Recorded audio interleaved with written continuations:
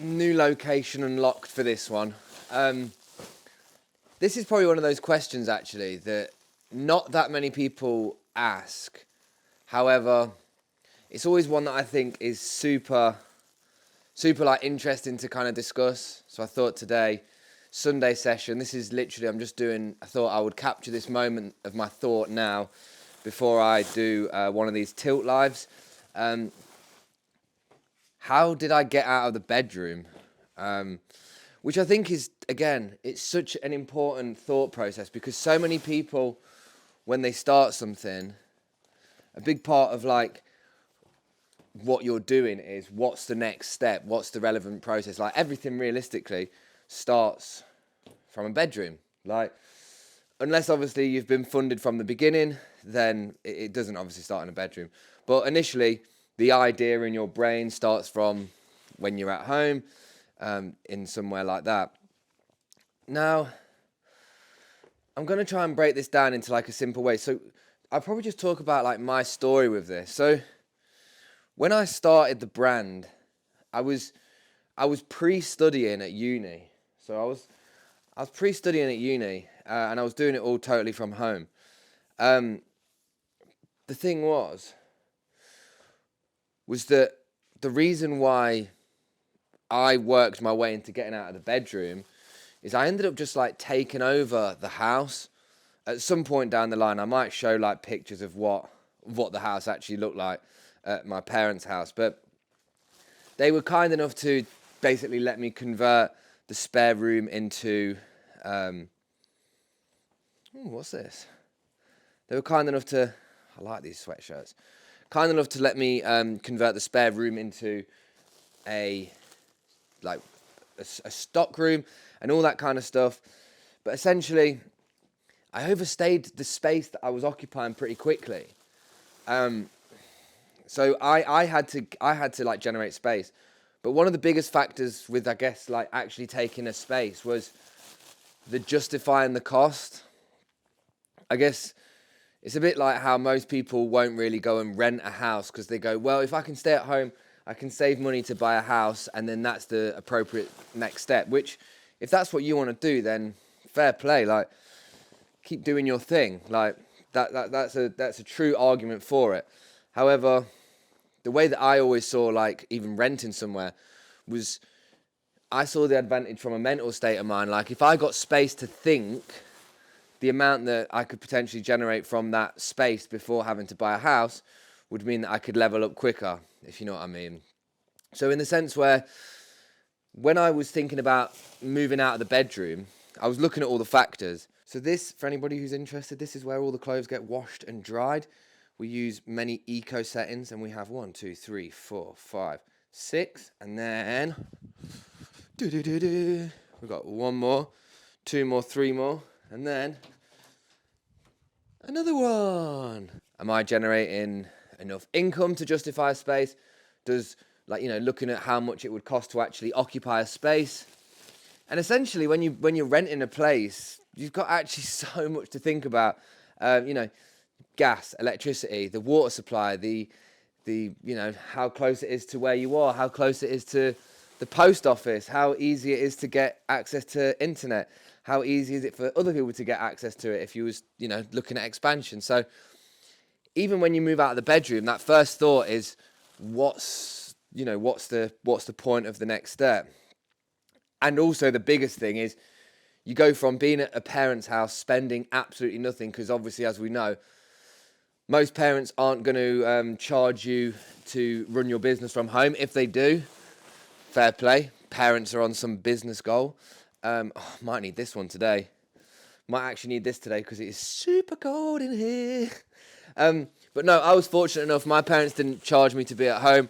However, I looked at the situation. I looked at all of the outgoings that it would cost, and I thought, you know what? I'm going to invest in this. So the moving out of the bedroom was definitely an investment.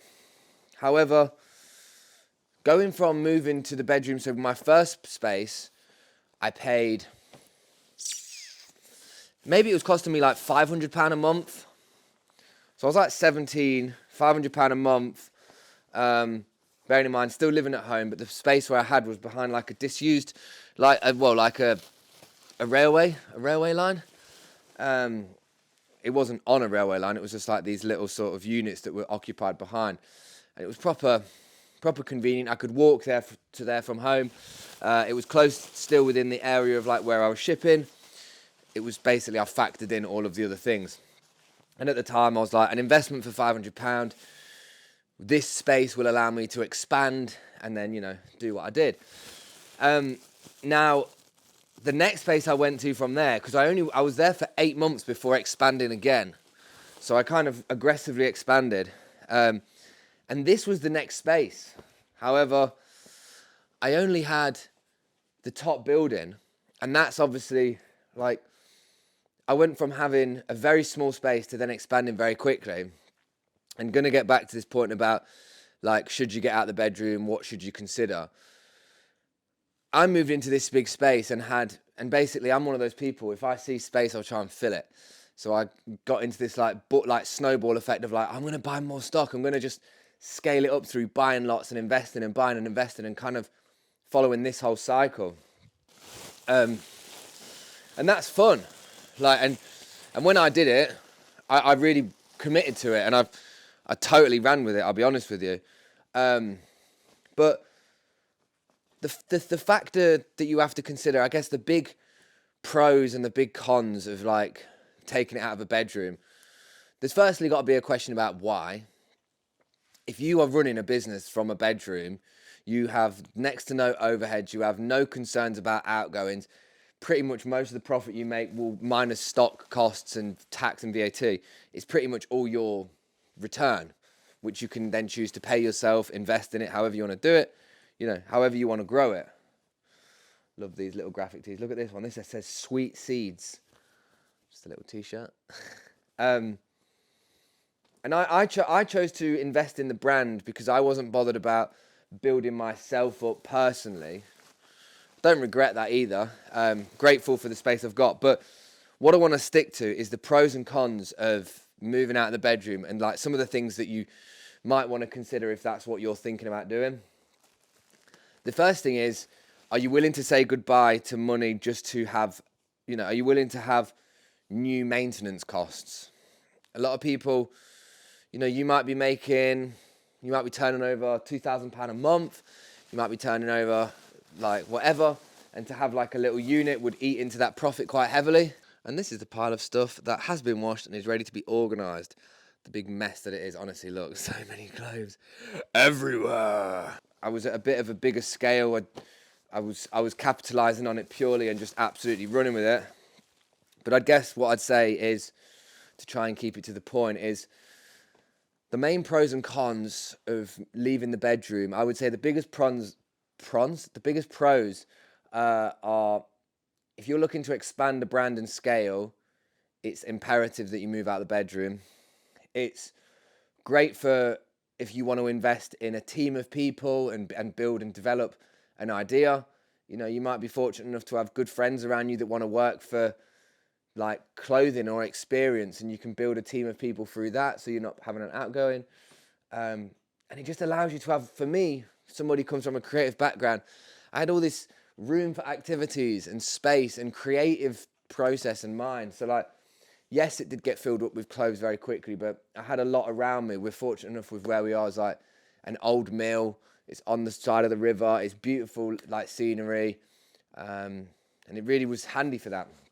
However, the big bad cons of moving out the bedroom are that, nice, that's a cool jacket. All of this will be either on the website soon or, yeah, probably at some point. Link is in bio if you want to check it out, but you don't have to. But the big cons, I guess, are that once you move out of the bedroom, you're committing to what you're doing. I made a commitment in 2015 that I was going to move out the bedroom. And 8 years later, I have not once in this period, due Brexit, due closing the company, due the pandemic, thought that I needed to go back to the bedroom.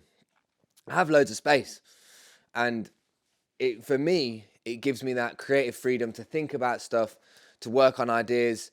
And if it got to a point where I was like, I need to downsize and descale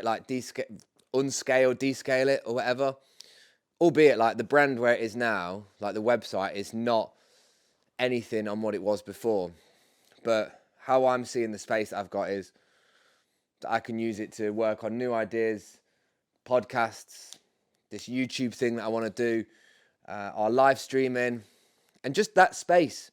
So, for most people, I guess it's not a cost that you want to spend out on, but it depends on what the long-term goal of what you're doing is. If you are a reseller and you are someone that is working out the bedroom, and you've got your couple rails in the room and you're making that £500 profit a month, or you're making that £1,500 and it's sweet, then if you're happy with it, then I guess you don't need to worry about it.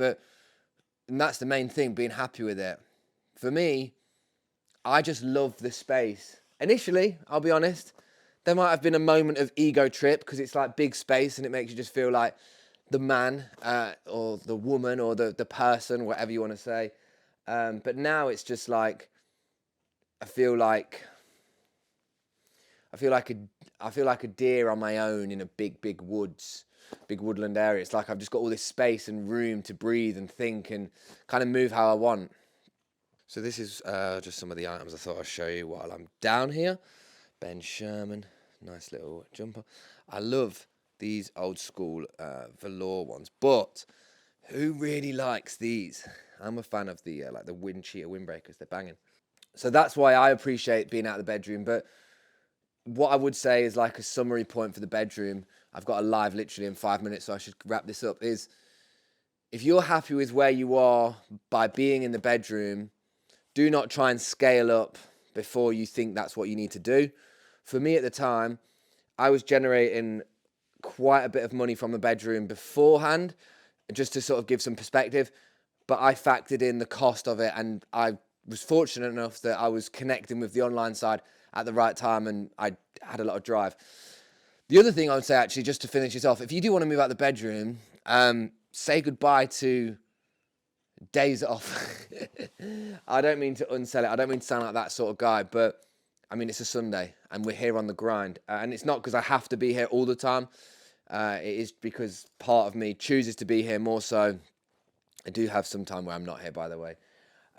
If anything now, this is like the most free I've ever been for ages. But all I'd say is that moving out the bedroom is definitely not just something that you do from a business standpoint of taking your business and leaving the nest and kind of expanding it.